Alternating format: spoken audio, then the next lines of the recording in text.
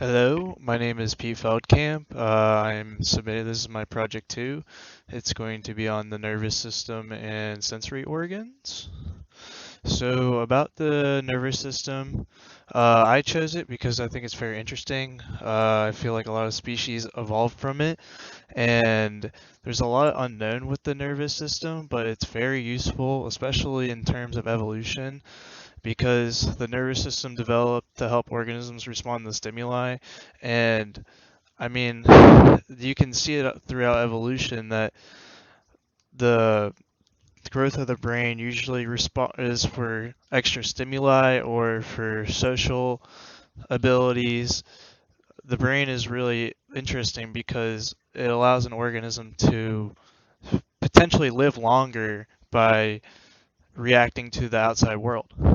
Uh, More with with the nervous system, these senses and sensory organs play a crucial role in how an organism obtains food and how it moves, which is I find really interesting. In some animals, the nervous system can be more basal, like in lizards per se. They're complex per se, but they're not as complex as like humans. They got a similar brain, but they're not the same. And I'll get more onto that. So for our first clade is the Porolipiform. These guys are very, very old. They're the oldest clade that is on this project. Uh, what I found is that for their sensory abilities is that they first were the first ones to kind of move the lateral line to the head area, which allowed tetrapods to start looking out of water and start sensing more towards land. There was another change from rhombic scales to more thin scales, which allows more sensory on the epithelium in these organisms, as well as the start of expanding brains with endocasts getting bigger and the start of gyrification with the cerebellum. It's going to start growing and allow organisms to withstand terrestrial realms. For the motor context, they start to develop fine-tuned lip fins so they can start using them to get out of water. They developed their forelimbs, the development of shoulders and the shoulder rotation. That is seen in these fish. It's not really mentioned throughout, but I thought it was important to mention that um, the development of all these things are really important. Uh, and then it started to develop a breathing pattern, so like an autonomic, like start of an autonomic nervous system. It uses its split or swim bladder to breathe or bring in more oxygen, which I thought was interesting. So for our next guys is the Tiktaalik, the classic. Uh, with these guys, so they are the post of the polyphomorphs. So for their sensory organs, they have an increase in new stimuli. So they're going to have a lot more reaction ability compared to their ancestors. So they have increased perception because they're coming out of the water, and early Earth was just a nightmare, and they have to adapt to the new lighting conditions. There is a formation of a snout, so that is an early indicator of a vomeral nasal system, which is for sensing other organisms and other like hormones and stuff, which I thought was interesting. For the next sensory, they have their increase in light perception, olfactory and mechanical reception, just for that transition on the land as they're going to need it. And then there's evidence of a gyroscopic brain as they do have the formation of a cerebellum coming in, as I mentioned before. Uh, their when this translates over to the motor context of things, they have an enlarged motor cortex or starting to enlarge one, and which gives them higher mobility, which gives them fine tuning of their proto walking ability, and then finer tuning in those shallow water environments. Because remember that these fish are also hunting in shallow water and on land, and they need to be able to do both. They also start to develop myelinated cells, that is with the endocast. As brains get bigger, the first myelinated fish were seen back then, and they only start to grow as organisms get more complex. Uh, so as we rack up the clades, we have Ichthyostera and Acanthostega. Both these animals are interesting because they both have larger endocasts than their previous counterpart, which means that their brains are expanding, which I find really, really interesting. So bigger brains means more myelinated tissue, but that's not always the case, but in this case it is.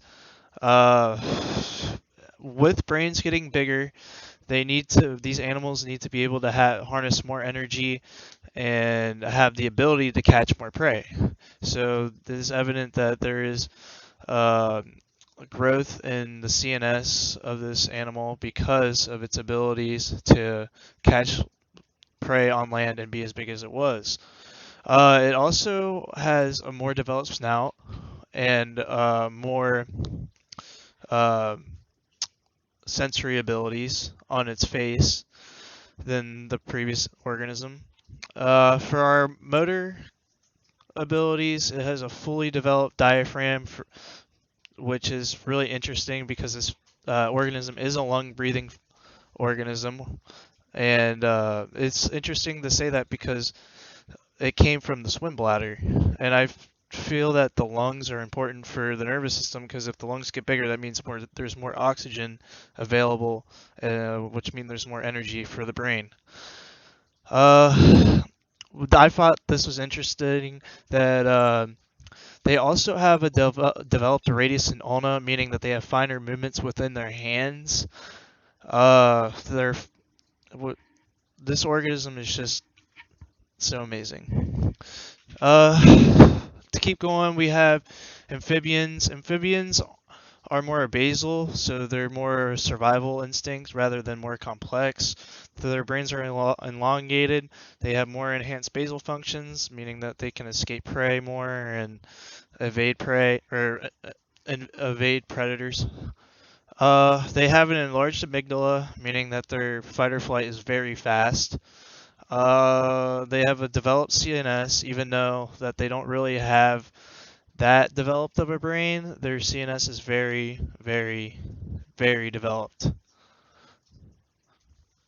For amniotes, so their evolution adaptations are pretty interesting because embryos allowed brains to get bigger by organizing more, which I find really interesting. We can see that the start of the neural tube begins with them. Well, there was always a neural tube, but it's more complex. You can really see it when they start developing. Um, Again, there's more organization of neurons. For motor abilities, there's fine-tuned reflexes, and their cerebral cortex is very, very defined because of their ability to move. And then they have a highly developed neocortex. Some amniotes do, not all, but lizards don't have a strong neocortex, but like humans and elephants do. And I feel like that this is where animals start to really develop the complexness of the brain, is where socializing comes in, where you can communicate past, present, and future. The next guy is the reptilomorphs. They're also more basal. They're cold-blooded. There's less energy available. These guys are more ancient. The next guys, or my last guys, are the Testodoons. And I think that they're interesting because they have magnetic sensory, which is really, really strong. They have excellent navigation due to that. They have extremely developed olfactory systems and excellent mechanoreceptors. They're cold-blooded and brominate, which can affect their overall intelligence. They have a less developed cerebral cortex since they're really slow. and they have a slower metabolism. Sorry, my last animal, or the last organisms, are tetrapods, so I kind of went the mammal route, and I went with their sensory motor functions.